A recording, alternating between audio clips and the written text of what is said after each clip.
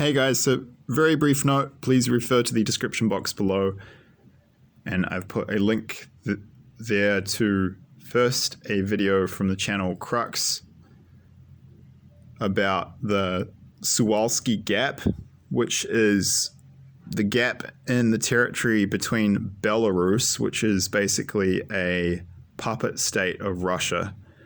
It's kind of an extension of Russia by this point politically, and controlled by Russia. I mean they're allies, but I'm to be honest, if you dig into it, I'm not sure they ever had any choice about that. Whatever, like the close allies, political extension of Russia, working closely together in this war. People have seen that Belarusian troops will be fighting alongside Russian troops against Polish and NATO forces quite soon. Don't know when quite soon is, but people have seen it. Lots of people have seen it. All seen the same thing. All right, so the deal is, after World War II, there were massive changes, obviously, in the territories of countries in Eastern Europe, and Prussia got their karma, and their entire civilization was basically ground into ashes by the Soviets coming back through wanting revenge after what Nazi Germany did to Russia. So that was, that story is pretty epic. That was most of World War II, was the Eastern Front. And, tens of millions of people died on both sides. It was just ridiculous. It was just a scale of war that, it's unknown in recorded history. If you watch videos about that, man, it's insane. Anyway, so after that all wrapped up and Germany was defeated, there were a whole bunch of, geographical changes. And Russia ended up with this pocket of land on the Baltic Sea, and they renamed the city there Kaliningrad. And that was part of the deals that were made in terms of peace treaties and, reconfiguring the borders of territories and countries in the aftermath of the conflict of World War II, because, it all moved around because various countries conquered new pieces of land. And the Soviets kept this little pocket on the southern part of the Baltic Sea, and they were probably doing it for strategic reasons. Russians, like the Chinese, are very long-term planners. In any case, it's an exclave, so it actually has no land connection to the rest of Russia, and it's vulnerable to NATO forces. We can basically surround them. Talking about it from the perspective of me being Spanish Kiwi, being on that side. It's vulnerable for the Russians, but then we're kind of vulnerable because if they can bridge the Suwałki Gap between the Kaliningrad exclave and Belarus, it's not very big far. I think it's it's only something like 60 or 70 kilometers. Then they're going to cut off the Baltic states from the rest of Europe by land. And then, if they just have a naval blockade, and I think it's the Gulf of Finland, then the Baltic states are kind of effed because they've siege mentality. They can just cut them off. If the Russians get air superiority, they won't even be able to frickin' drop supplies in. So this piece of land, the Suwałki Gap, is just watch out and keep an eye on it. It's probably going to be very important in the near future. This might be where we see Russia attack Poland.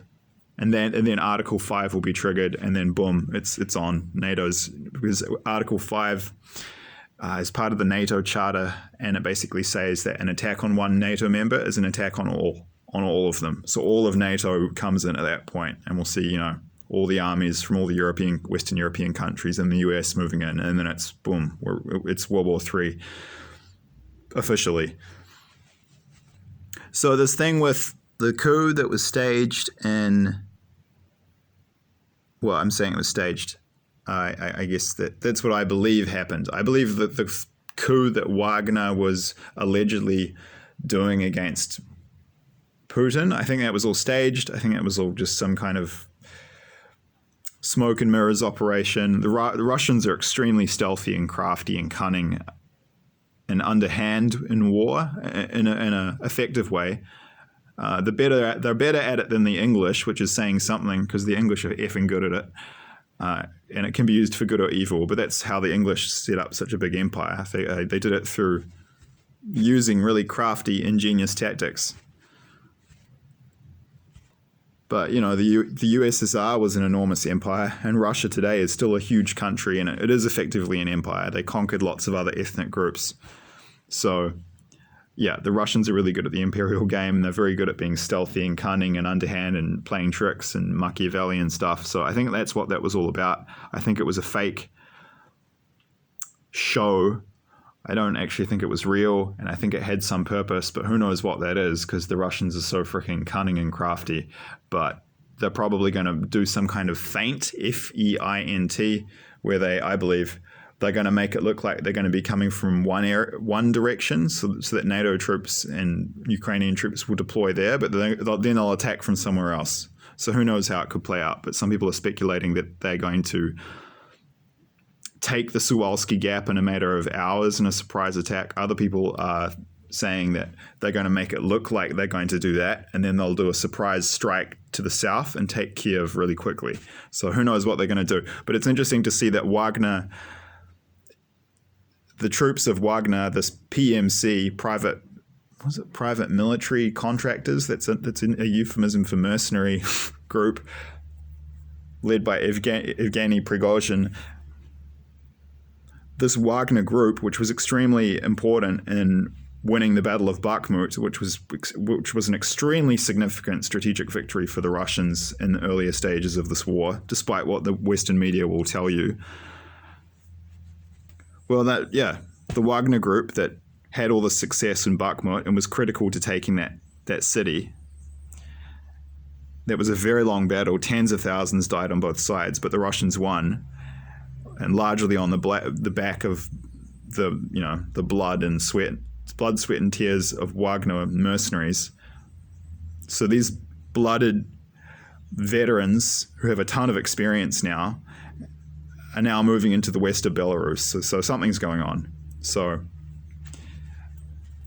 yeah, who knows where the attack will come from when Russia attacks Poland, as I believe they will, but the Suwałki Gap is incredibly important, both for NATO and our side and for the Russians, and we both have our vulnerabilities there, so just keep an eye on it, because I can't see how it's not going to play a major role in this coming conflict when it finally does explode. And then, Russia's put tactical nukes in Belarus, so it's probably going to get pretty crazy pretty quick. Keep an eye on the Suwałki Gap, and we'll see how things play out. Thanks.